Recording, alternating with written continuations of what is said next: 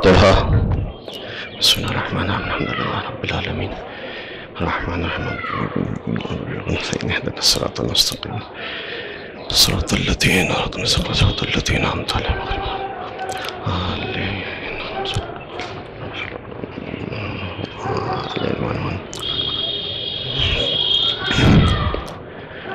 لا حول ولا قوة إلا بالله العلي العظيم أعوذ بالله من الشيطان اللعين الرجيم بسم الله الرحمن الرحيم الحمد لله الذي هدانا لهذا وما كنا لنهتدي لولا أن هدانا الله لقد جاءت رسل ربنا بالحق مولانا ومولا الثقلين محبوب رب المشرقين جد الحسن والحسين بالقاسم محمد وعلى آل بيته الطيبين الطاهرين المعصومين المظلومين المنتجبين المنتخبين الذين أذهب الله عنهم الرجس وطهرهم تطهيرا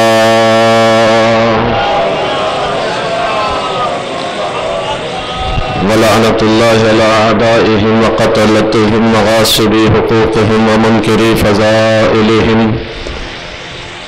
المنحرفين عنهم والشاكين فيهم من الآن إلى قيام يوم الدين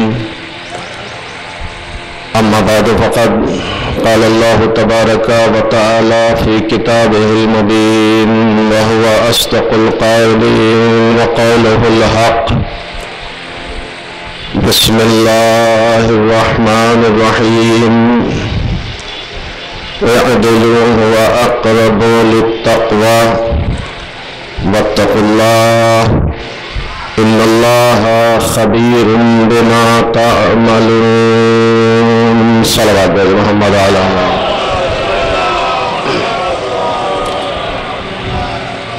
گزارش ایک مرتبہ سورہ حمد اور 3 مرتبہ سورہ اخلاص کی تلاوت فرما کر مرحومہ زمرد اقبال بنت اقبال الدین کی روح کو وصال فرما دیں۔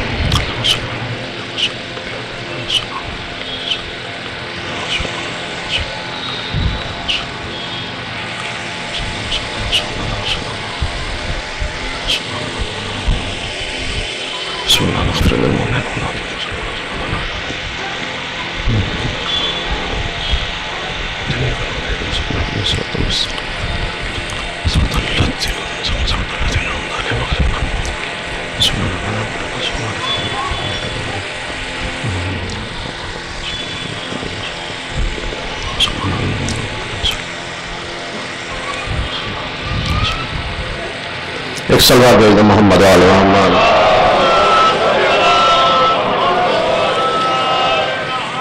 حضرات ایک گزارش کرنا چاہتا ہوں، اگر بے ادبی اور گستاخی نہ ہو آپ کی خدمت میں، تھوڑا سا آپ حضرات ذرا آگے تشریف لے آئیں۔ یہ جو فاصلے آپ نے بنائے ہوئے ہیں اپنے درمیان، ان فاصلوں کو ختم کر دیجئے۔ کئی اس کے فوائد ہیں، مجلس قریب حال مرتب ہو جائے گا، بعد میں آنے والے بھی انشاءاللہ آسانی سے جگہ پا سکتے ہیں۔ خصوصاً یہ جو محلہ ہے اس میں زیادہ کچھ فاصلہ ہو رہا ہے، تھوڑا سا آپ حضرات آگے آ جائیے، بزرگان بھی پیچھے بیٹھے ہوئے، ایک صلوات بھیجتے ہوئے تھوڑا سا آگے جائیے۔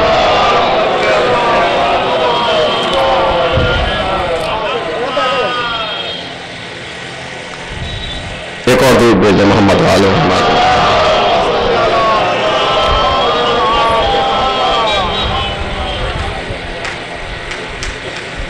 میں نے جس آیت کریمہ کی تلاوت کا شرف حاصل کیا، اس میں خالق کائنات اپنے بندوں کو عدالت کی دعوت دے رہا ہے۔ ارشاد پروردگار ہو رہا ہے اعدلوا هو اقرب للتقوی، عدالت اختیار کرو، اس لیے کہ عدالت تقوی سے قریب تر ہے۔ वत्तकुल्लाह मुत्तकी बन जाओ, इन्नल्लाह खबीरुम बिमा तामलून। चूंकि जो कुछ तुम अंजाम देते हो खुदा उससे अच्छी तरह बाखबर है। अज़ीज़ान मोहतरम, ईसाई करीमा में खुदावंद आलम ने अदालत को तक़वे का जीना करार दिया। इअदिलू हुवा अक़रबु लित्तक़वा, अदालत इख्तियार करो चूंकि तक़वे से करीब तर है। तो अदालत को तक़वे का जीना करार दिया, तक़वे का मुक़द्दमा करार दिया। गोया परवरदिगार ये ऐलान करना चाहता है कि देखो तुम उस वक्त तक मुत्तकी नहीं बन सकते जब तक अपने किरदार को ज़ेवरे अदालत से सजा न लो। एक सलावत भेजे मोहम्मद व आले मोहम्मद।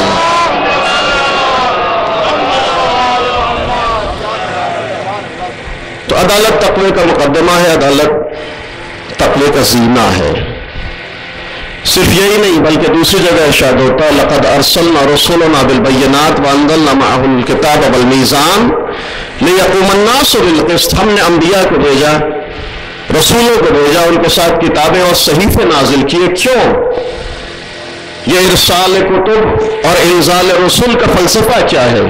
क्यों नबियों को नाजिल किया गया? क्यों किताबें भेजी गई? उसका फ़लसफ़ा क्या है? लियक़ूमन्नासु बिल-क़िस्त, ताकि लोग अदलो इंसाफ के साथ जिंदगी बसर कर सकें।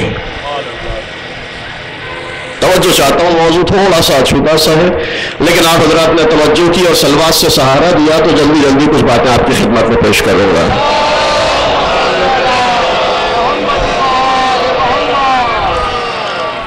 इरसाल रसूल और इंज़ाल कुतुब का फलसफा यह है कि इंसाफ और अदल के साथ इंसान जिंदगी बसर कर सके।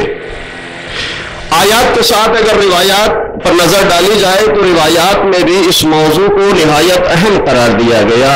चुनांचे पैगंबर करम हजरत मोहम्मद मुस्तफ़ा सल्लल्लाहु अलैहि वसल्लम इरशाद फरमाते हैं, अदल साअतिन अफ़ज़ल मिन इबादतिस सना।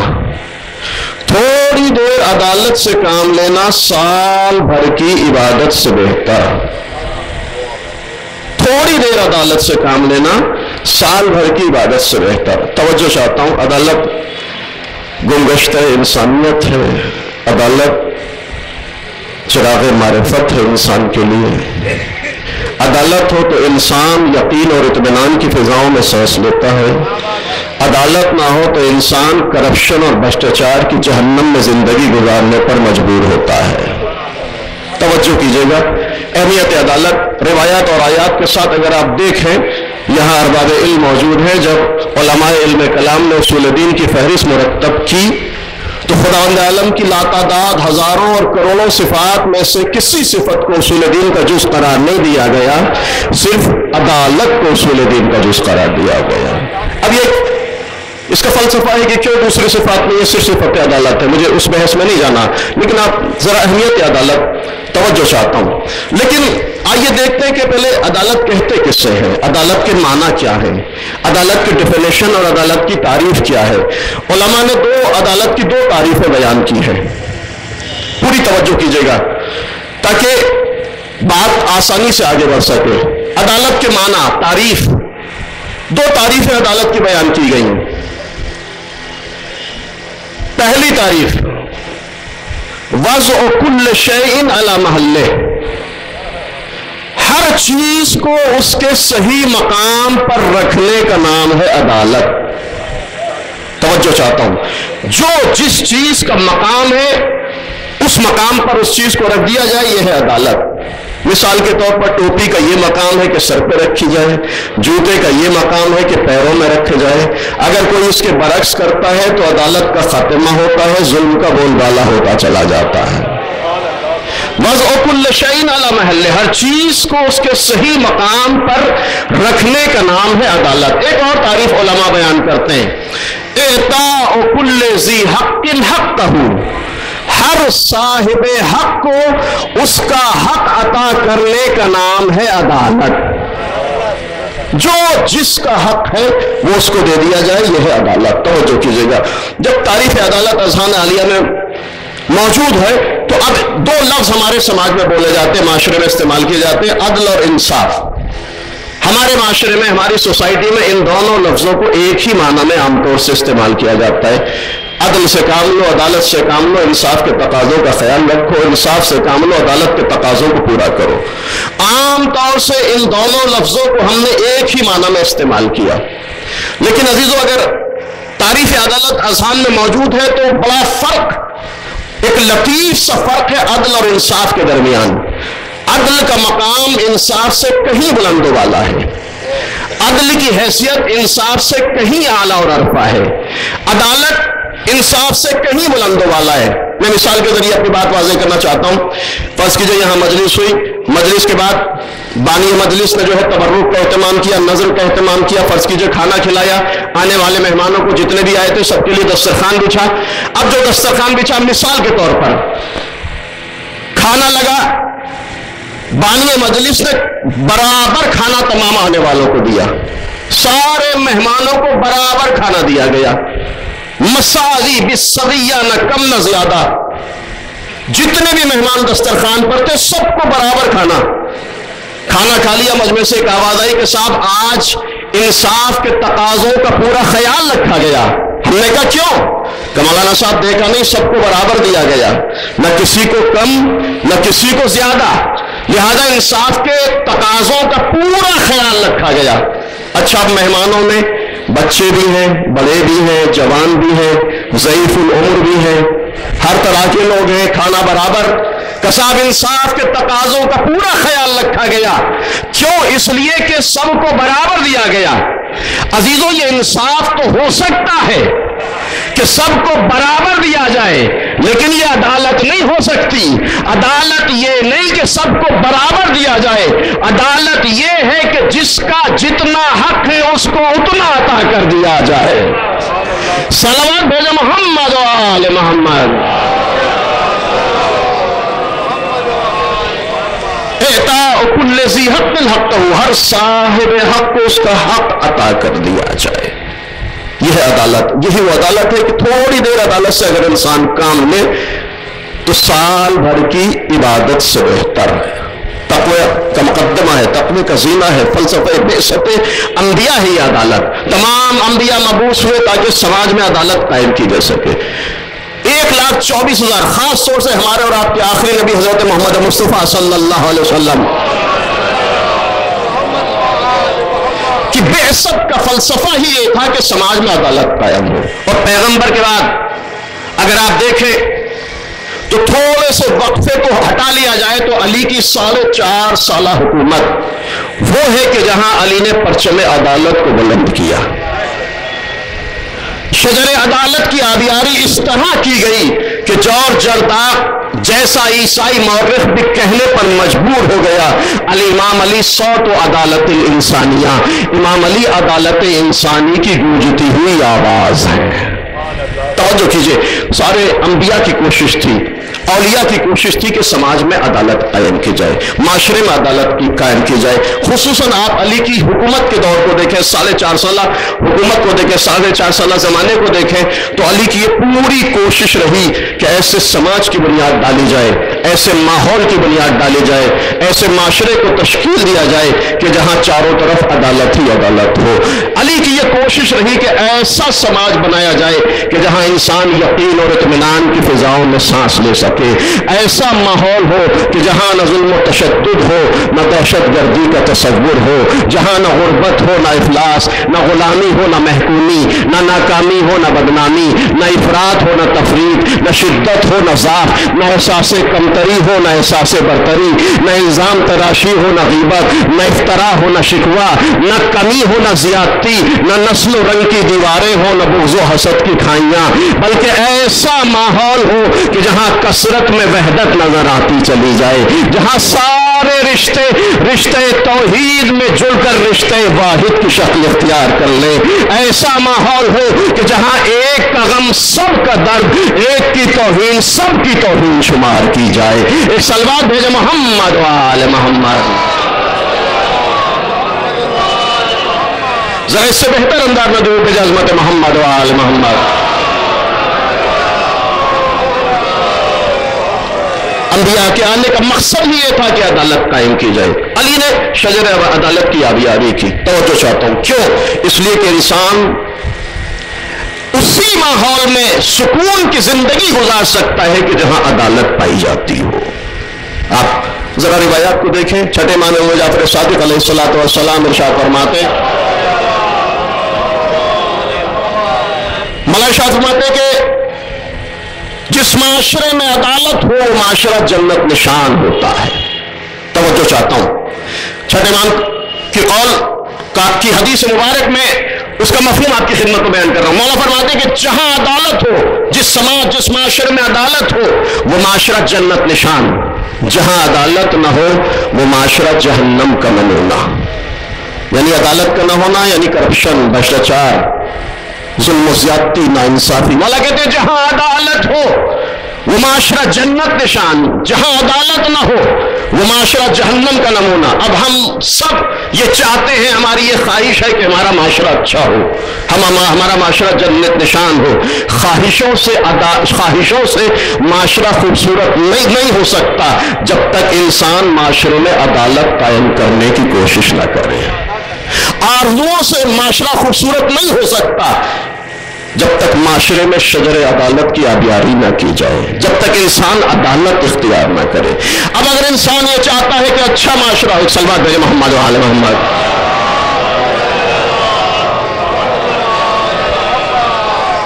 ایک اور درود بھیجیں حضرت محمد و آل محمد. ہر انسان کی خواہش کہ خوبصورت معاشرہ، لیکن خوبصورت معاشرے کے لیے ضروری ہے کہ عدالت قائم کی جائے. اب جیسے جیسے عدالت آتی چلی جائے گی معاشرہ خوبصورت ہوتا چلا جائے گا. عدالت سے دوری انسان کو جہنم کی طرف اسی دنیا میں دھکیلتی چلی جائے گی. آپ تھوڑا سا تجزیہ کریں ماحول کا. جیسے جیسے عدالت آتی چلی جائے گی معاشرہ خوبصورت ہوتا چلا جائے گا. عدالت سے دوری انسان کو فساد، ظلم و زیادتی، کرپشن اور بھرشٹاچار کی طرف دھکیلتی چلی جائے گی. عدالت آئے گی معاشرہ خوبصورت ہوگا. اگر شوہر عادل ہو تو بیوی پر ظلم نہ ہو، بیوی عادل ہو تو شوہر کے حقوق برباد نہ ہو، والدین عادل ہو تو اولاد بے تربیت نہ ہو، اولاد عادل ہو تو والدین کی بے احترامی نہ ہو، استاد عادل ہو تو طالب علم کی زندگی برباد نہ ہو، طالب علم عادل ہو تو استاد کی بے عزتی نہ ہو. توجہ کیجئے گا، معاشرہ خوبصورت ہوگا جب عدالت آئے گی. تم عدالت اختیار کرتے چلے جاؤ معاشرہ خوبصورت ہوتا چلا جائے گا. شوہر عادل ہو، بیوی پر ظلم نہ ہو، بیوی عادل ہو، شوہر کے حقوق برباد نہ ہو، والدین عادل ہو، اولاد بے تربیت نہ ہو، اولاد عادل ہو، والدین کی بے احترامی نہ ہو، ڈاکٹر عادل ہو، مریض کے جیب پہ ڈاکہ نہ پڑے، حکیم عادل ہو، خاک کو اکسیر بنا کر نہ بیچے، وکیل عادل ہو تو عدالت میں دلالی نہ ہو، عدالت سے کام لیا جائے. آپ عدالت اختیار کرتے چلے جائیں معاشرہ خوبصورت ہوتا چلا جائے گا. ڈاکٹر عادل ہو، مریض کے جیب پہ ڈاکہ نہ پڑے، حکیم عادل ہو، خاک کو اکسیر بنا کر نہ بیچے، وکیل عادل ہو تو دلالی نہ ہو، متولی عادل ہو تو اوقاف برباد نہ ہو، انجمن کے ذمہ دار عادل ہو تو عزاداری میں اختلاف اور تفرقہ نہ ہو، شاعر عادل ہو تو محفل برباد نہ ہو، مولوی عادل ہو تو دین برباد نہ ہو، ذاکر اور خطیب عادل ہو تو منبر برباد نہ ہو. صلوات بر محمد و آل محمد.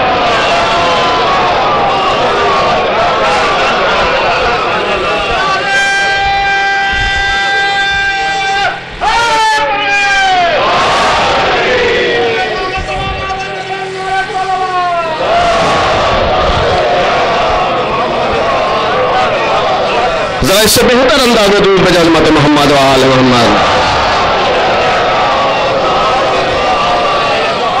تم عدالت اختیار کرتے چلے جاؤ معاشرہ خوبصورت بنتا چلا جائے گا. عدالت سے دوری انسان کو جہنم کی طرف دھکیلتی چلی جائے گی. توجہ چاہتا ہوں، عدالت فلسفہ بعثت انبیاء ہے. عدالت تقوی کا مقدمہ ہے، تقوی کا سینہ ہے. تھوڑی دیر عدالت سے کام لینا سال بھر کی عبادت سے بہتر. ان تمام تر باتوں کے باوجود سماج میں چاروں طرف بے عدالتی، ناانصافی، ظلم و زیادتی. آخر وجہ کیا ہے؟ عدالت اتنی زیادہ، ہر انسان محسوس کرتا ہے عدالت کی اہمیت کو، لیکن اس کے باوجود بھی ہم دیکھ رہے ہیں چاروں طرف بے عدالتی ہے، ظلم و زیادتی ہے، ناانصافی ہے، کرپشن ہے، بھرشٹاچار ہے. آخر اس کے اسباب کیا ہے، اس کی وجوہات، اس کا ریزن کیا ہے؟ قرآن نے بے عدالتی کے 4 اسباب بیان کیے. توجہ کیجئے گا، ایک سلسلات کی خدمت میں پیش کرنا جلدی جلدی.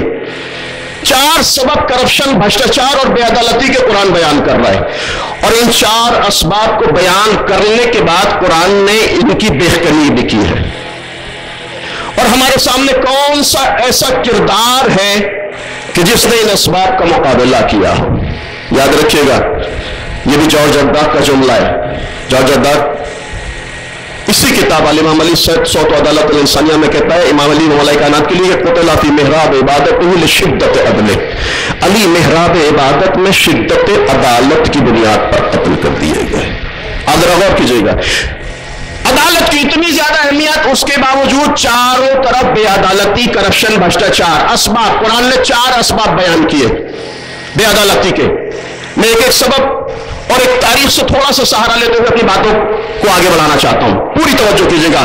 کرپشن اور بھرشٹاچار کے 4 سبب. پہلا سبب، قرآن کہتا ہے کہ جب انسان اپنی اور اپنوں کی محبت میں گرفتار ہوتا ہے تو بے عدالتی کر بیٹھتا ہے، پھر کرپشن کا شکار ہوتا ہے، پھر بھرشٹاچار معاشرے میں آتا ہے. جب انسان اپنی یا اپنے عزیزوں اور رشتہ داروں کی محبت میں گرفتار ہوتا ہے، قرآن آواز دیتا ہے، یا ایھا الذین آمنوا کونوا قوامین بالقسط والشہداء علی اللہ ولو علی انفسکم او الوالدین والاقربین. ایمان والو، جب مقام شہادت میں آؤ، جب گواہی دینا چاہو تو خبردار اللہ کو نظر میں رکھتے ہوئے گواہی دینا. ایسا نہ ہو کہ مقام شہادت میں تم اپنی یا اپنے رشتہ داروں کی محبت میں گرفتار ہو جاؤ. اگر ایسا کیا، عدالت کا خاتمہ ہوگا، ظلم کا بول بالا ہوتا چلا جائے گا. کونوا قوامین بالقسط والشہداء علی اللہ. جب شہادت دینا چاہو تو خبردار اللہ کو نظر میں رکھتے ہوئے گواہی دینا. اپنی اور اپنے رشتہ داروں کی محبت میں گرفتار نہ ہونا، ورنہ عدالت کا خاتمہ ہو جائے گا. اچھا ہوتا بھی کہ قرآن تو یہ کہہ رہا ہے، سماج میں کیا ہوتا ہے؟ میں جانتا ہوں کہ میرا چچا زاد بھائی حق پر نہیں ہے،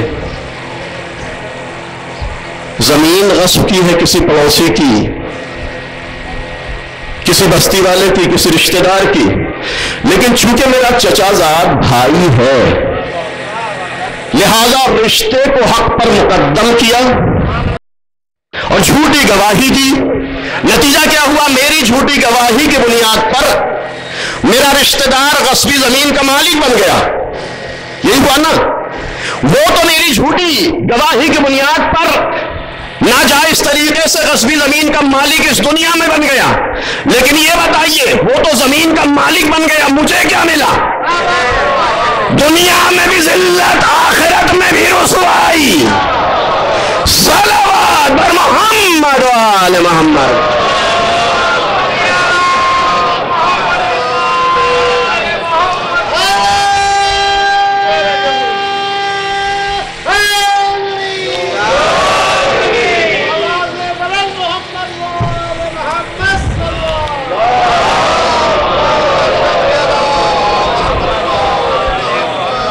یہ صلوات جو ہے باواز بلند تو کم سے کم نہیں کر جا سکتی.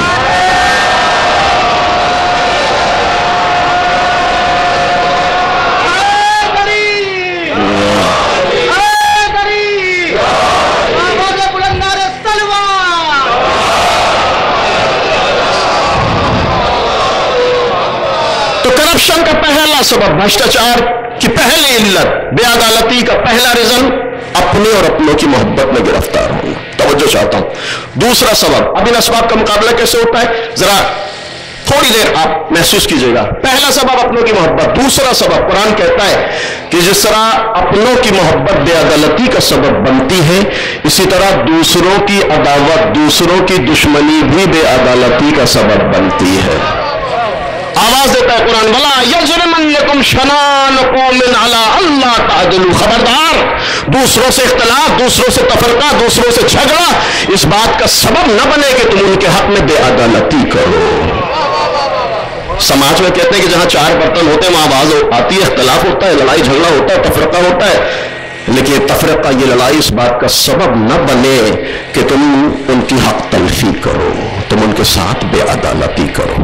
یہ دوسرا سبب۔ تیسرا سبب، انتہائی اہم سبب، مال دنیا کی ہوس۔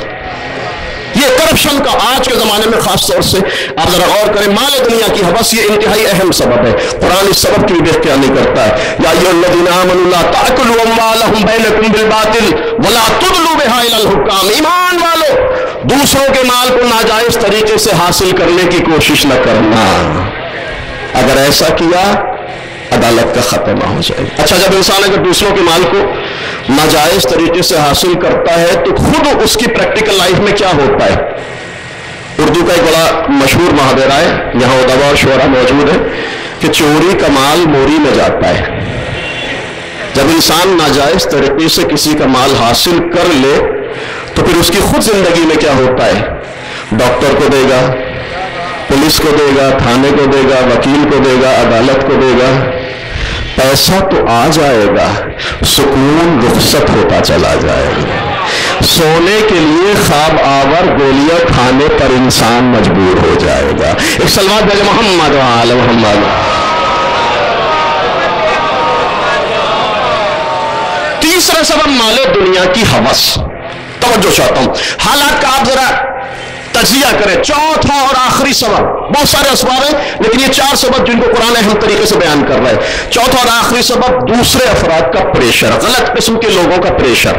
یہ بھی سبب بنتا ہے کہ انسان بے عدالتی کر بیٹھتا ہے۔ ذاتی طور پر انسان شریف ہے، اچھا ہے، چاہتا ہے کہ جادِ عدالت پر قائم رہے، لیکن سماج کے بکھیڑوں سے مجبور ہوتا ہے۔ کبھی وردی کا پریشر، کبھی خاکی کا پریشر، کبھی کھادی کا پریشر، کبھی پوسٹ کا پریشر، کبھی مقام کا پریشر، مختلف قسم کے پریشر ہوتے ہیں۔ انسان اس پریشر کو برداشت نہیں کر پاتا، جادِ عدالت سے ہٹ جاتا ہے، کرپشن اور بھرشٹاچار کا شکار ہوتا چلا جاتا ہے۔ یہ چار انتہائی اہم سبب ہیں کرپشن اور بھرشٹاچار کے، بے عدالتی کے۔ توجہ چاہتا ہوں، اب آئیے ان اسباب کا مقابلہ کیسے کیا جاتا ہے۔ علی کو قتیل عدالت کہا گیا ہے۔ قتل فی محراب عبادت ہی لشدت عدل، جورج ارطاغ کہتے ہیں علی محراب عبادت میں شدت عدالت کی بنیاد پر قتل کر دیے گئے۔ علی نے 4.5 سالہ حکومت میں اس طرح شجر عدالت کی آبیاری کی گئی کہ جس کی مثال آنے والے زمانے میں کہیں نہیں ملتی ہے۔ آئے ارباب اقتدار، ارباب سیاست علی کی حکومت کا مطالعہ کریں۔ علی نے عدالت قائم کی، لیکن عزیزو، اہل تاریخ، اہل مطالعہ یہاں موجود ہیں، کیا آسانی سے علی نے عدالت قائم کر دی؟ علی کو مشکلات کا سامنا نہیں کرنا پڑا ہے؟ اسی طرح علی نے عدالت قائم کر دی؟ نہیں، علی کو بے پناہ مشکلات کا سامنا کرنا پڑا ہے۔ بہت زیادہ مشکلات کا علی کو سامنا کرنا پڑا، اس لیے کہ بے عدالتی کے اسباب بار بار علی کے سامنے آ رہے ہیں کہ کبھی اپنوں کی محبت کی شکل میں، کبھی دوسروں کی عداوت کی شکل میں، کبھی مال دنیا کی شکل میں، کبھی پریشر کی شکل میں، لیکن جانے قربان ہو جائے عدالت علی پر۔ علی نے سارے اسباب کا مقابلہ کر کے پرچم عدالت کو اس کرپٹ زمانے میں اس طرح بلند کیا کہ آج کے اہل کرپشن بھی اگر چاہیں کہ عدالت قائم ہو تو علی کی زندگی کا مطالعہ ان کے لیے ضروری اور واجب ہو جاتا ہے۔ ایک صلوات بھیجیں محمد و آل محمد۔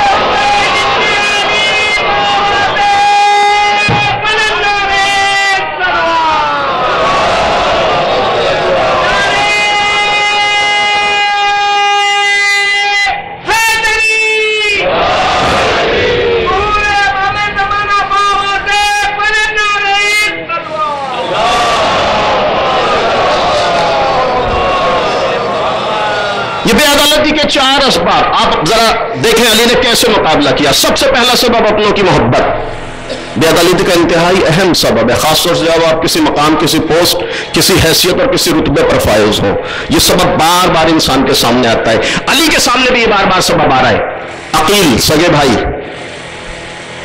رات کا سناٹا ہے، مولا کے پاس آتے ہیں، یا علی مفلوق الحال ہوں، کثیر العیال ہوں، مقروض ہوں، میرے بچے کئی دن سے فاقد سے چولہا نہیں جلائے، بھوکے۔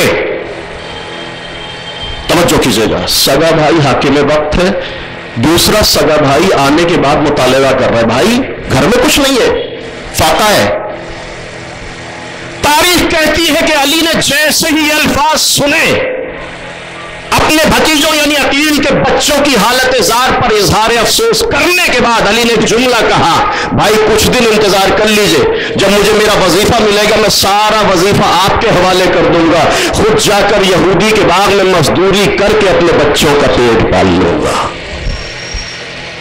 یہ علی کا جواب ہے، تھوڑے دن رک جائیے، مجھے وظیفہ ملے گا تو سارا وظیفہ آپ کے حوالے۔ عقیل کہتے ہیں علی آپ کو وظیفہ کتنا ملتا ہے؟ آپ کے وظیفے سے میرا مسئلہ حل ہونے نہیں والا ہے، 1,00,000 درہم کا مقروض ہوں، سگا بھائی 1,00,000 درہم کا مقروض ہوں، آپ کے وظیفے سے میرے مسئلے حل نہیں ہونے والے۔ کہ عقیل چاہتے کیا ہو؟ کہ علی آپ حاکم وقت ہیں، بیت المال آپ کے اختیار میں، چابیاں آپ کے پاس ہیں۔ عقیل ذرا واضح کہو کیا کہنا چاہتے ہو؟ اب جو علی کا عقیل کا معافی ضمیر علی کے زبان پر آیا، یا علی کتنا اچھا ہو اگر آپ بیت المال سے کچھ مال لے کر مجھے دے دیں، میرے مسائل دور ہو جائیں۔ علی کی پیشانی پر بل آیا، آواز دی ہے ہاتھ ان یغلبنی ہوائی، عقیل یاد رکھنا تم میرے بھائی ضرور ہو لیکن میں علی ہوں اور علی کی ہوائے نفس علی پر غالب نہیں آ سکتی۔ یغلبنی ہوائی، علی کی ہوائے نفس علی پر غالب نہیں آ سکتی۔ اب جانتے ہیں آپ عقیل سگے بھائی یہ اصرار کر رہے ہیں، یا علی اگر تھوڑا سا مال مجھے دے دیں گے میرے دلدر دور ہو جائیں گے، میرے مسائل ختم ہو جائیں گے، بچے بھوکے ہیں فاقے سے ہیں، فاقے ختم ہو جائیں گے، میرے گھر میں چولہا جل جائے گا۔ علی انکار کرے، لیکن تاریخ کہتی ہے کہ جب عقیل کی طرف سے اصرار بڑھا تو علی نے کہا عقیل میں ایک مشورہ دیتا ہوں، میرے مشورے پر عمل کرو، مسائل ختم دلدر دور۔ عقیل کے دل میں امید کا ایک چراغ روشن ہوا کہ اب علی کو اچھا مشورہ دیں گے۔ کہ علی کیا کرنا ہے؟ دارالعمارے کی چھت پر بیٹھ کر دونوں بھائی گفتگو کر رہے ہیں۔ کہ عقیل میرا مشورہ ہے، مسائل ختم، مشورے پر عمل کر لو۔ کہ کیا کرنا ہے؟ کہ ذرا نیچے دیکھو کیا ہے؟ کہ بازار کوفہ ہے۔ کہ بازار میں کیا ہے؟ مسلمان تاجروں کی دکانیں۔ کہ عقیل مشورہ ہے، عمل کرو، مسائل ختم۔ کہ علی بتائیے تو صحیح کیا کرنا ہے؟ کہ نیچے جاؤ، سارے مسلمان تاجر آرام سے اپنے گھروں میں سو رہے ہیں، کسی بھی مسلمان تاجر کی دکان کا تالا توڑو، مال حاصل کرو، مسائل ختم دلدر دور۔ ایک مرتبہ عقیل نے تعجب سے علی کی طرف دیکھا، یا علی آپ مجھے ایسا مشورہ دے رہے ہیں جس پر عمل کرنے کے بعد میں اس دنیا میں چور کہلایا جاؤں۔ فوراً علی نے جواب دیا، عقیل اتنا برداشت نہ ہوا کہ کسی ایک مسلمان تاجر کی دکان سے مال حاصل کر کے دنیا میں تم چور کہلائے جاؤ، لیکن تم یہ چاہتے ہو تمہارے بھائی ہونے کی حیثیت سے علی مسلمانوں کے بیت المال میں چوری کر کے دنیا میں بھی ذلت اختیار کرے، آخرت میں بھی رسوائی برداشت کرے۔ صلوات بر محمد وآلہ۔ ذرا اس سے بہتر انداز میں درود پہ عظمت محمد وآل محمد۔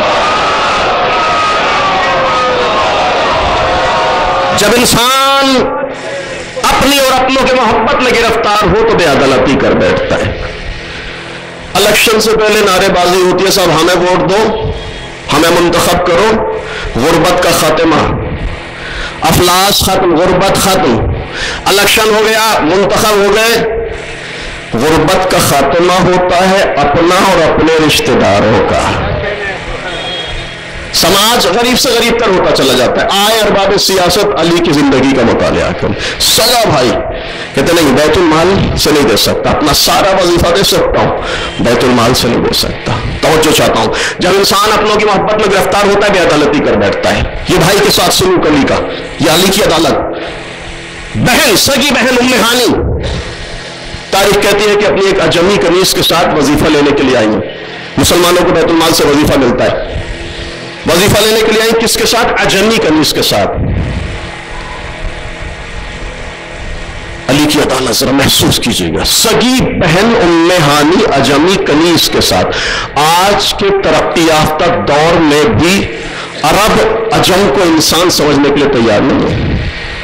1400 سال پہلے عجم کو حیوانات سے، جانوروں سے بدتر درجہ دیا جاتا تھا۔ اس ماحول میں علی کی سگی بہن اپنی اجمی کنیز کے ساتھ وظیفہ لینے کے لیے آئی ہیں۔ کیا ہوا؟ سگی بہن ہے، بہن کی کنیز ہے۔ تاریخ کہتی ہے علی نے وظیفہ دیا، لیکن تاریخ نے یہ بھی کہا کہ علی نے جتنا وظیفہ سگی بہن کو دیا اتنا ہی وظیفہ بہن کی اجمی کنیز کو بھی دیا. جتنا وظیفہ سگی بہن کو اتنا ہی بہن کی اجمی کنیز کو. حتیٰ بہن کو بھی اچھا نہیں لگا, شکوہ کیا, یا علی آپ نے اچھا نہیں کیا. مولا کہتے کیا کیا؟ کہ جتنا مجھے دیا اتنا میری کنیز کو دیا. مولا کہتے کیا کرنا چاہیے تھا؟ کہ آپ کو چاہیے تھا مجھے کچھ زیادہ دیتے, میری کنیز کو کچھ کم دیتے. مولا نے کہا کیوں, کیا وجہ ہے کہ تمہیں زیادہ دیتا تمہاری کنیز کو کم دیتا؟ کون سی فضیلت تمہارے اندر ہے کہ جس کی بنیاد پر تمہیں زیادہ دیتا تمہاری بہن کی تمہاری کنیز کو کم دیتا؟ ام ہانی کہتی ہے یا علی میرے اندر 3 فضیلتیں, توجہ چاہتا ہوں, محسوس کیجیے گا عزیزو.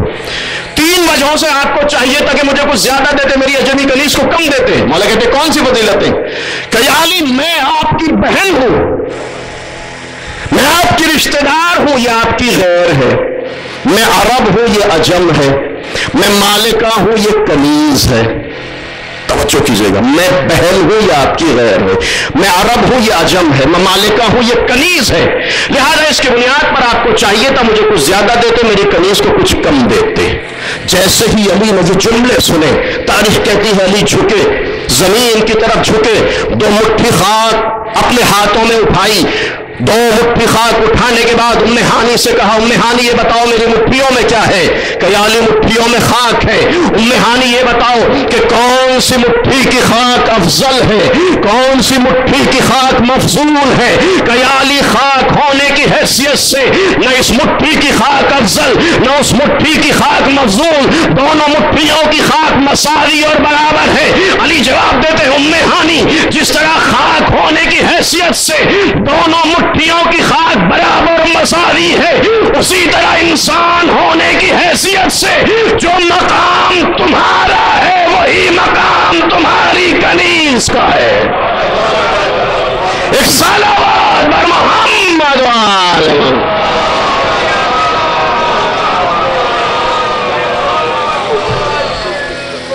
ام ہانی جو مقام تمہارا وہی مقام تمہاری کنیز کا ہے. جملہ سنیے گا عزیزو, میں عرب ہوں, یہ عجم ہے, میں آپ کی بہن ہوں, یہ آپ کی غیر ہے, میں مالکہ ہوں, یہ کنیز ہے, مجھے کچھ زیادہ دینا چاہیے. مولا کہتے ہیں جو مقام تمہارا وہی مقام تمہاری کنیز کا.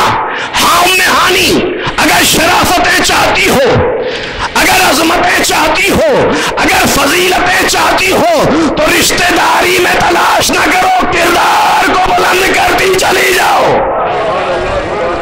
ام ہانی اگر فضیلتیں, اگر عظمتیں, اگر شرافتیں, اگر کرامتیں چاہتی ہو تو یاد رکھنا ان اکرمکم عند اللہ اتقاکم, تقوی اختیار کرتی چلی جاؤ, فضیلتیں ملتی چلی جائیں گی. صلوات بر محمد وآلہ. ذرا اس سے بہتر انداز میں دور بے عظمت محمد وآلہ محمد.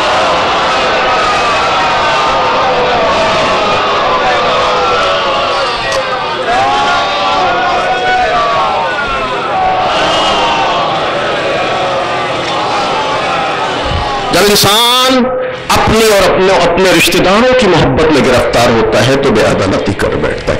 آپ دیکھیں علی کی زندگی کو, علی کی عدالت کو, کس طرح علی نے اپنوں کے ساتھ عدالت, کس طرح اس سبب کا مقابلہ کیا ہے. توجہ کیجیے گا, دوسرا سبب, جس طرح اپنوں کی محبت بے عدالتی کا سبب بنتی ہے اسی طرح دوسروں کی عداوت, دوسروں سے اختلاف بے عدالتی کا سبب. تاریخ کہتی ہے کہ علی کا ایک یہودی سے اختلاف ہوا. اختلاف اتنا بڑھا کہ مقدمہ دربار خلافت تک پہنچ گیا. خلافت دوم کا زمانہ ہے, اختلاف شدت اختیار کر گیا. مقدمہ دربار خلافت میں اپنوں کی محبت جس طرح بے عدالتی کا سبب, اسی طرح دوسروں کی عداوت بھی بے عدالتی کا سبب. یہودی سے اختلاف شدت, مقدمہ دربار خلافت میں. پوری توجہ چاہتا ہوں عزیزو. تاریخ کہتی ہے کہ علی بھی دربار خلافت میں آئے, علی کا فریق مخالف بھی دربار خلافت میں آیا. خلیفہ دوم تخت خلافت پر, جیسے ہی علی کو دیکھا, خلیفہ دوم نے علی کو دیکھنے کے بعد کہا یا ابا الحسن اجلس ہونا. یا علی آپ یہاں تشریف رکھیں. علی کی پیشانی پر بل آ گیا. دوسروں کا اختلاف سبب بنتا ہے کسی، اچھا خدا نخواستہ ہمارا کسی سے اختلاف ہو جائے، مقدمہ عدالت میں ہو، جج نہیں، اگر پیشکار کے کسی ڈرائیور سے بھی ہائے ہیلو ہو جاتی ہے نا تو انسان سینہ چول کر جاتا ہے عدالت کے درمیان. ذرا غور کیجیے گا. علی بھی آ رہے دربار میں، علی کا فریق مخالف بھی ہے. خلیفہ دوم نے علی کو دیکھ کر کہا یا ابا الحسن اجلس، سنا یا علی آپ یہاں تشریف رکھیں. علی کی پیشانی پر بل. علی نے جملہ کہا میں تمہارے دربار میں مقدمے کا فیصلہ لینے کے لیے آیا تھا لیکن اب واپس جا رہا ہوں. خلیفہ دوم پریشان، یا علی میں نے ایسا کون سا کام کیا ہے جو آپ مجھ سے فیصلہ لینے کے لیے تیار نہیں ہیں، مجھے قاضی ماننے کے لیے تیار نہیں ہیں؟ آپ ذرا جملہ علی کی عدالت کو محسوس کیجیے گا. ایک مرتبہ علی نے جواب دیا کہ دیکھو میرا اختلاف یہودی سے ہے، میرا فریق مخالف یہودی ہے، ہم دونوں اپنے مقدمے کے فیصلے کے لیے تمہارے دربار میں آئے، جیسے ہی میں بھی تمہارے دربار میں آیا میرا فریق مخالف بھی تمہارے دربار میں آیا، لیکن تم نے میرا احترام کیا، میرے فریق مخالف کا احترام نہ کیا، لہذا میں تم سے صحیح فیصلے کی امید نہیں رکھتا. صلوات بر محمد وآلہ.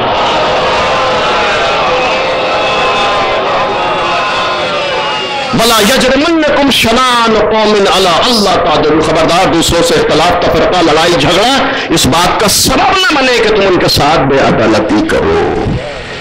میں تم سے صحیح فیصلے کی امید نہیں رکھتا اس لیے کہ تم نے میرا احترام کیا، میرے فریق مخالف کا، میرے رقیب کا احترام نہیں کیا، لہذا میں تم سے صحیح فیصلے کی امید نہیں رکھتا. تاریخ اس سے بڑھ کر جملہ کہتی ہے کہ جیسے ہی علی نے یہ جملہ کہا، خلیفہ ثانی نے یہ جملے سنے، تخت خلافت سے نیچے اترے، فاخذ براس علی، علی کے چہرے کو اپنے ہاتھوں میں لیا، فتقبل بین عینیہ، علی کی پیشانی کو چوما، ثم قال، اس کے بعد کہا بے ابی انت و امی یا علی، یا علی میرے ماں باپ آپ پر فدا ہو جائے، یا علی میرے ماں باپ. اچھا آپ یہ بھی دیکھیے کہ کون کہہ رہے ہیں. اپنے دوستوں سے اپنی تعریف کرانا ہر کسی کے بس کی بات ہے، اپنے مخالف سے اپنے کردار کا قصیدہ پڑھوانا یہ علی کا کام ہے. الفضل ما شہدت بہ العادہ. ایک صلوات دے محمد و آل محمد.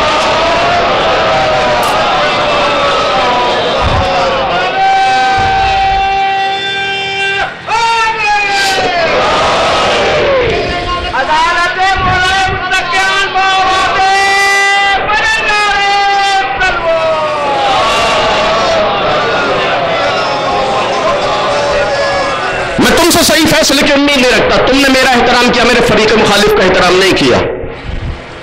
تخت خلافت سے اترے، فاخذ براس علی، علی کے چہرے کو اپنے ہاتھوں میں لیا، فتقبل بین عینیہ، علی کی پیشانی کو چوما، ثم قال، اس کے بعد کہا بے ابی انت و امی یا علی، یا علی میرے ماں باپ آپ پر فدا ہو جائیں، بکم ہدان اللہ، یا علی ہم تو گمراہ تھے، اللہ نے آپ کی وجہ سے چراغ ہدایت روشن کر دیا. وَبِكُمْ أَخْرَجْنَا مِنَ الظُّلُمَاتِ إِلَى النُّورِ، یا علی ہم تو گمراہیوں کے اندھیروں میں ٹھوکریں کھا رہے تھے، اللہ نے آپ کی وجہ سے ہمیں نور معرفت عطا کر دیا.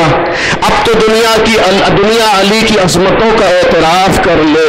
علی تو کہتے ہی اسے ہیں جو اپنا قصیدہ اپنوں سے بھی پڑھوا لے، دوسروں سے بھی پڑھوا لے. ایک صلوات بھیجے محمد و آل محمد.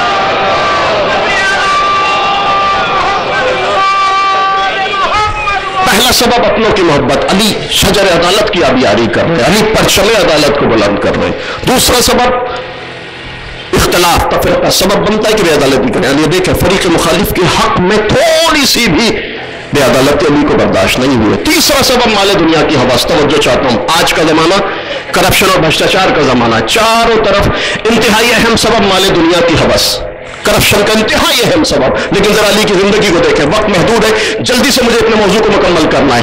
مسجد میں بیٹھے اپنے شاگرد ابن عباس کے ساتھ، ایک مرتبہ مولا ابن عباس سے کہتے ہیں ابن عباس ذرا زمین پر دیکھو کیا ہے. ابن عباس نے غور سے دیکھا، مولا چیونٹی ہے. کہ ابن عباس اس چیونٹی کے منہ میں کیا ہے؟ مولا جو کے دانے کا چھلکا. ابن عباس ذرا اس جو کے دانے کے چھلکے کی قیمت بتاؤ. مولا کوئی قیمت نہیں ہے، یعنی اس کی کوئی قیمت نہیں ہے. جو کے دانے کے چھلکے کی کیا قیمت ہو سکتی ہے؟ مولا کوئی ارزش نہیں ہے، بے حیثیت بے اوقات، کوئی قیمت نہیں. توجہ کی ابن عباس زمین پر کیا مولا چیوٹی ہے، چیوٹی کے منہ میں زمین جو کے دانے کا چھلکا، قیمت بتاؤ. مولا کوئی قیمت نہیں، بے ارزش بے اوقات بے حیثیت. اب علی کا تاریخی جملہ کہ ابن عباس یاد رکھنا، اگر تمہارے یہ دنیا والے علی کو مجبور کریں کہ علی چیوٹی کے منہ سے جو کے دانے کے چھلکے کو لے لے اور اس کے مقابلے میں پوری دنیا کی حکومت علی کے حوالے کرے، تو علی دنیا کی حکومت پر ٹھوکر مار سکتا ہے، چیوٹی کے برداشت نہیں کر سکتا. صلوات بر محمد وآلہ.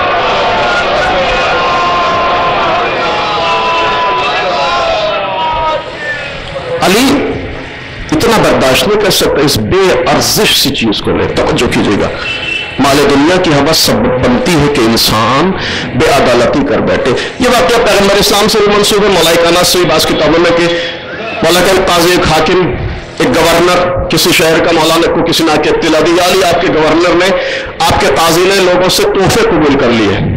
مولانا نے اپنے قاضی کو گورنر کو بلایا جس کو خود نصب کیا تھا، سوال کیا کرپشن کا خاتمہ کیسے ہوتا ہے. بولا سوال کیا، میں نے سنا ہے تم لوگوں سے تحفے لیتے ہو. ہاں مولا مجھے لوگوں نے تحفے دیے، میں نے لے لیے. مولا کہتے کیوں لیے؟ مولا آپ ہی سے سنا ہے کہ تحفے لینے اور دینے سے محبت میں اضافہ ہوتا ہے. اچھا یہ عجیب و غریب مزاج ہے، انسان اپنے فائدے کی حدیثیں ضرور یاد کر لیتا ہے. مولا حدیث میں سنا ہے کہ لوگ تحفے لینے اور دینے سے محبت میں اضافہ ہوتا ہے، لوگوں نے مجھے تحفے دیے، میں نے تحفے قبول کر لیے. مولا اس میں حرج ہی کیا ہے؟ علی نے سوال کیا، یہ بتاؤ اگر میری طرف سے قاضی نہ ہوتے، میری طرف سے حاکم نہ ہوتے، گورنر نہ ہوتے، اپنے گھر پہ بیٹھے ہوئے ہوتے، تو کیا لوگ تمہیں تحفے پیش کرتے؟ مولا کوئی تحفہ نہ دیتا. جیسے ہی جواب ملا مولا نے کہا کہ دیکھو آج کے بعد سے نہ تم میری طرف سے حاکم ہو نہ قاضی ہو، مسند قضاوت سے بھی ہٹایا، عہدہ حکومت کو بھی سلب کر لیا. اور صرف یہی نہیں کہ جاؤ جن جن سے تحفے لیے ہیں سب کے تحفے جا کر واپس کرو، سب کے تحفے بھی واپس کرائے. مولا مسند حکومت سے ہٹا دیا تھا، مسند قضاوت سے عزل کر دیا تھا، مسئلہ ختم تھا. یہ آپ تحفے کیوں واپس کروا رہے ہیں؟ کہ اس لیے تحفے واپس، اگر میں صرف مسند حکومت سے ہٹاتا تو اس شخص کی تو اصلاح ہو جاتی، معاشرے سے بھرشٹاچار کا خاتمہ نہ ہوتا. میں نے مسند حکومت سے بھی ہٹایا، تحفے بھی واپس کرائے تاکہ شخص کی بھی اصلاح ہو سکے، سماج میں بھی عدالت قائم ہو سکے. ایک صلوات بھیجے محمد وآل محمد. اور علی نے یہ بھی بتا دیا کہ جس شخص کو تحفے کی شکل میں رشوت سمجھ میں نہ آئے وہ کسی معصوم کی طرف سے گورنری کے عہدے پر فائز رہنے کی صلاحیت نہیں رکھتا. مال دنیا کی حوث سبب بنتی ہے کہ انسان بے عدالتی کر بیٹھے. توجہ چاہتا ہوں، آخری سبب پریشر. قرآن کہتا ہے لا تظلمون ولا تظلمون، نہ ظلم کرو نہ ظلم سہو.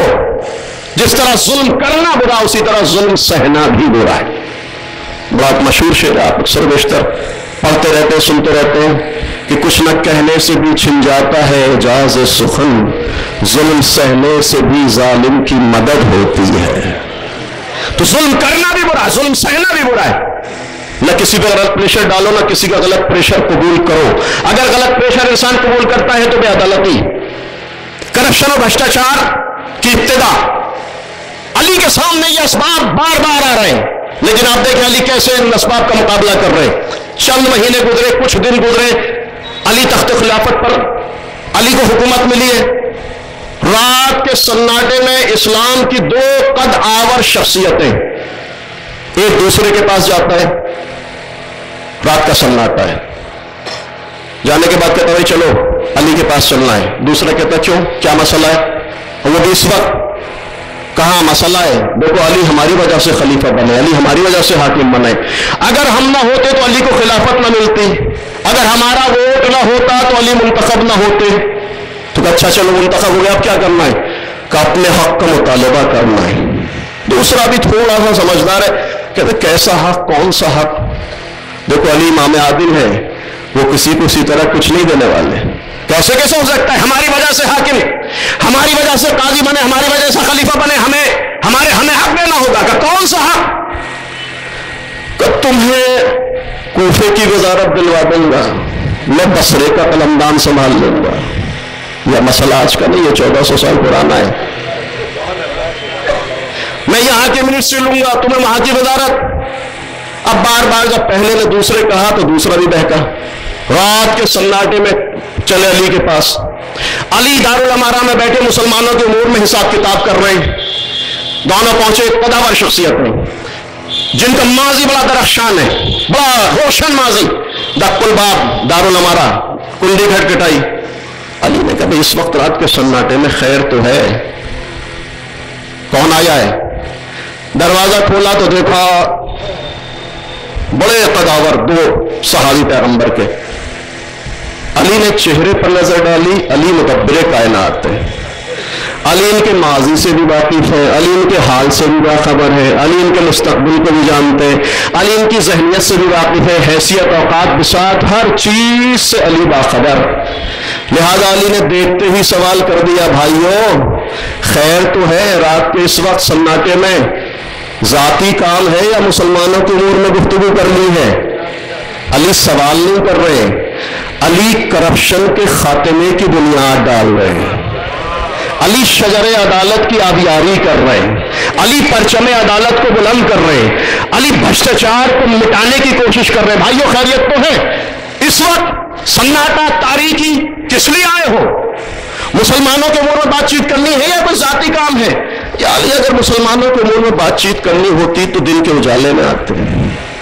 رات کے سناٹے کا انتخاب اس لیے کیا ہے کہ کچھ پرائیویٹ کام، کوئی ذاتی گفتگو ہے۔ اچھا اب آگے علی نے کہا آگے تو بیٹھ جاؤ۔ آنے والے بھی بیٹھے، علی بھی بیٹھے، عزیز و چیر سے ہی علی بیٹھے۔ علی نے پھر کرپشن کے خاتمے کی بنیاد ڈالی، ایک ایسا عمل انجام دیا جو رہتی دنیا تک کاروان بشریت کے لیے مثال بن جائے۔ تاریخ کہتی ہے کہ دو چراغ رکھے ہوئے تھے، ایک چراغ خاموش تھا، دوسرا چراغ جل رہا تھا۔ علی نے جلے ہوئے چراغ کو خاموش کر دیا، خاموش چراغ کو روشن کر دیا۔ آنے والوں نے پوچھا یا علی یہ کیا کیا؟ جلتے ہوئے چراغ کو بجھا دیا، بجھے ہوئے چراغ کو روشن کر دیا۔ فوراً علی نے جواب دیا، دیکھو میں نے تم سے پہلے ہی پوچھ لیا تھا کہ مسلمانوں کے امور میں بات چیت کرنی ہے یا ذاتی گفتگو ہے؟ تم اعتراف کر چکے ہو کہ ذاتی کام ہے، پرائیویٹ گفتگو ہے، تو دیکھو میں نے اس چراغ کو خاموش کر دیا جس میں بیت المال کا تیل تھا، اس چراغ کو روشن کر دیا جس میں علی کی جیب خاص کا تیل تھا۔ آنے والے سمجھ گئے کہ وہ علی جو ذاتی گفتگو میں بیت المال کا تیل نہ جلائے، وہ کسی ناحق کو نہ بصرے کی وزارت دے گا نہ کوفے کی حکومت دے گا۔ صلوات بر محمد و آلہ۔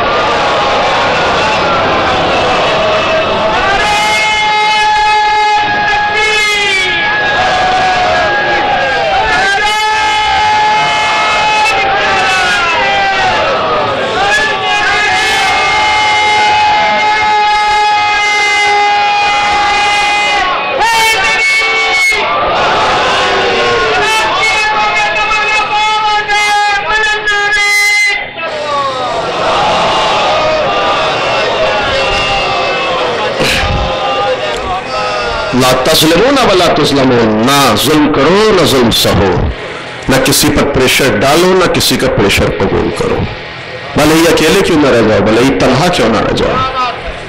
مالک اشتر مولا کی خدمت میں آتے علی لوگ آپ کی عدالت کی تاب نہیں جا پا رہے۔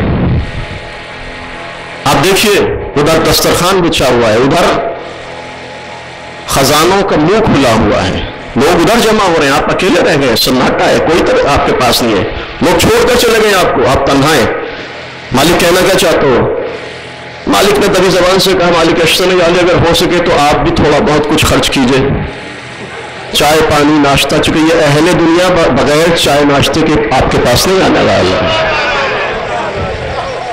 ان کو مزیدار کھانا کھانا چاہیے، ان کو اچھے ناشتے کی تلاش ہوتی ہے، یہ نہیں دیکھتے کہ حق کدھر ہے باطل کدھر ہے۔ ٹھیک ہے بھائی اچھے نہیں ہیں، ہمارے تو تعلقات ہیں نا ان سے، والا کچھ آپ بھی خرچ کیجئے علی کی پیشانی پر۔ بل مالک اشتر یاد رکھنا، مجھے اس بات کی پرواہ نہیں کہ علی تنہا رہ جائے یا علی کے ساتھ لوگ ہوں۔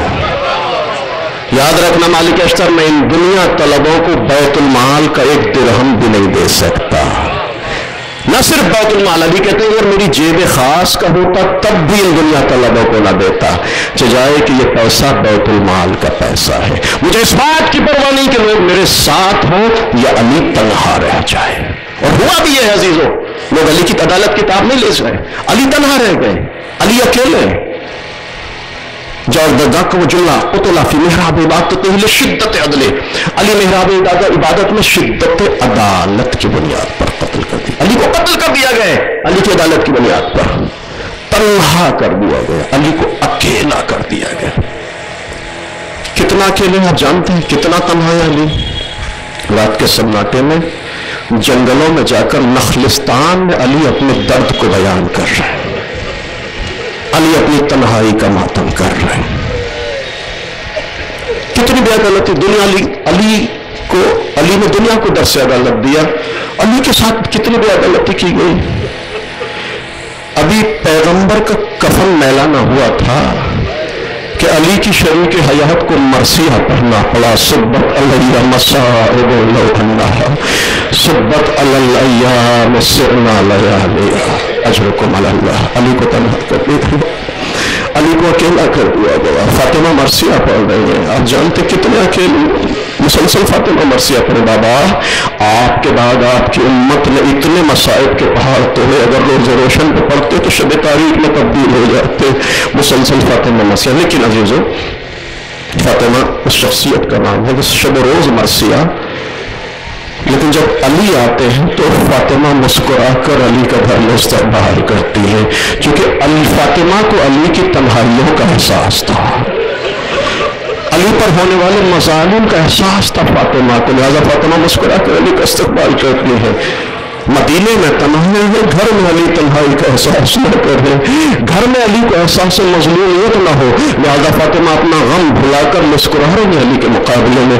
لیکن عزاداروں، تاریخ کہتی ہے کہ جب ایک دن علی وارد صحن فاطمہ ہوئے تو کیا دیکھا، صحن خانہ میں بیٹھی دختر رسول مرثیہ پڑھ رہی ہے، صبت علیہ مصائب لو انہا صبت علیہ مصائب صبت علیہ سرنا لیا۔ علی سے برداشت نہ ہوا، فاطمہ کے قریب آئے، دختر رسول میری زندگی میں اتنا گریا کیوں؟ ایک مرتبہ فاطمہ نے اپنے جذبات پر قابو پانے کے بعد کہا، یا ابوالحسن، میں اپنے اوپر ہونے والی مصیبتوں پر نہیں رو رہی ہوں، دختر رسول پہ کیوں گریا کر رہی ہو، کس چیز پر آنسو بہا رہی ہو؟ یا علی، میں تو آپ پر ہونے والے مظالم پر آنسو بہا رہی ہوں، یا علی میں تو آپ پر ہونے والے مسائب پر آنسو بہا رہی ہوں، یا علی میں نے سنا ہے مدینے کے لوگ آپ کو سلام نہیں کرتے۔ علی کو تنہا کر دیا گیا، علی کو اکیلا کر دیا گیا، علی کی مظلومیت فاطمہ گواہی دے رہی ہے، یا علی میں نے سنا ہے مدینے کے لوگ آپ کو سلام نہیں کرتے۔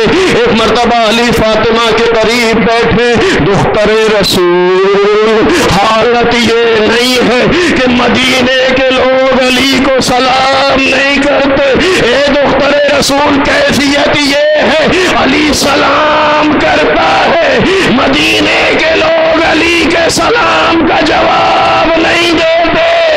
ایک مرتبہ فاطمہ تڑپی، فضا ذرا میرا مصلی عبادت بچھا دو، مصلی بچھا۔ فاطمہ نے 2 رکعت نماز حاجت پڑھنے کے بعد دست دعا کو بلند کیا، آواز دی، اللہم عجل وفاتی سریہ بارے فاطمہ کی موت کو قریب کر دے، اس لیے کہ فاطمہ زندہ رہ کے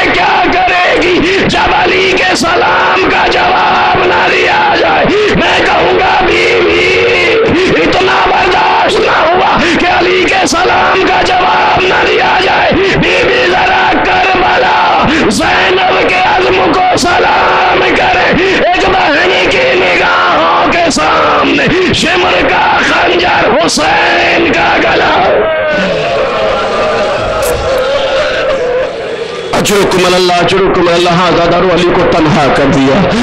علی کے ساتھ اتنی بے عدالتی، یہ بے عدالتی کا سلسلہ آگے بڑھتا چلا گیا. فاطمہ کو مرثیہ پڑھنا پڑا. فاطمہ کے بعد علی کے ساتھ کیا ظلم ہوا؟ امام حسن کے جنازے پر تیروں کی بارش کر کے بے عدالتی کا ثبوت دیا. کربلا بے عدالتی اپنے عروج پر تھی. فاطمہ کے لال کو 3 دن کا بھوکا پیاسا شہید کر کے بے عدالتی کا ثبوت دیا. لوگ یہ سمجھتے تھے کہ بس کربلا کے بعد سلسلہ بے عدالتی رک جائے گا، لیکن عزادارو آج تک علی کے چاہنے والوں پر یہ ظلم اور یہ بے عدالتی کا سلسلہ جاری ہے. نہ جانے کب تک یہ سلسلہ جاری رہے گا. تاریخ کا ایک واقعہ میں زحمت تمام کر رہا ہوں. ایک مومنہ کے اصال ثواب کی مجلس ہے. چھٹے امام کا زمانہ، بنو عباس کا دور، شدت اور خفقان کا ماحول. علی کا نام لینا جرم ہے، چاروں طرف سے شدت اختیار کی جا رہی ہے. اسی زمانے میں علی کی ایک چاہنے والی ضعیفہ اپنے کسی کام سے باہر نکلتی ہے، بازار میں جاتی ہے، ٹھوکر لگی، زمین پر گر جاتی ہے. جیسے ہی زمین پر یہ علی کی چاہنے والی گری، اس نے ایک مرتبہ بلند آواز سے جملہ کہا، یا فاطمہ الزہرا ادرکنی، اے شہزادی میری مدد کر. اس کے بعد ایک اور جملہ کہا، خدایا تو فاطمہ کے قاتلوں پر لعنت کر. بنو عباس کے جاسوسوں نے سنا، خبر دی گئی، ضعیفہ کو گرفتار کر لیا گیا. بازار میں امام کے چاہنے والے موجود ہیں، یہ منظر دیکھ رہے ہیں. جا کر امام کو خبر دی، مولا آپ کی چاہنے والی کو زندان میں ڈال دیا گیا. مولا کہتے ہیں اس کا جرم کیا تھا؟ مولا اس کا کوئی جرم نہ تھا، بس ہم نے دیکھا ٹھوکر لگی، زمین پر گری تو اس نے اپنی مدد کے لیے آپ کی جدہ کو آواز دی اور آپ کی جدہ کے قاتلوں پر لعنت بھیجی. جیسے ہی امام نے جملہ سنا بے چین ہو جاتے ہیں. 2 رکعت نماز حاجت پڑھنے کے بعد دستے دعا کو بلند کرتے ہیں، بار الہ تجھے ہماری محبت کا واسطہ، خدایا تجھے ہماری ولایت کا واسطہ، ہماری چاہنے والی کو آزاد کر دے. ابھی امام کی دعا مکمل نہ ہوئی تھی، کسی نے آ کے خبر دی، مولا آپ کی چاہنے والی کو آزاد کر دیا گیا. کہ جاؤ میرا پیغام دو، میں اس سے کچھ سوال کرنا چاہتا ہوں. امام کا پیغام پہنچا. چاہنے والی بڑے اشتیاق سے امام کی خدمت میں حاضر ہو گئی. مولا آپ نے بلایا ہے، مولا آپ نے طلب کیا ہے. مولا کہتے ہیں ہاں ہم نے تجھے بلایا ہے، میں تجھ سے سوال کرنا چاہتا ہوں. امام اپنی چاہنے والی سے کہتے ہیں، اے ضعیفہ میں تجھ سے سوال پوچھنا چاہتا ہوں. ہاتھوں کو جوڑا، مولا کیا کوئی غلطی ہو گئی؟ کیا کوئی خطا سرزد ہو گئی؟ بتائیے آپ مجھ سے کیا سوال کرنا چاہتے؟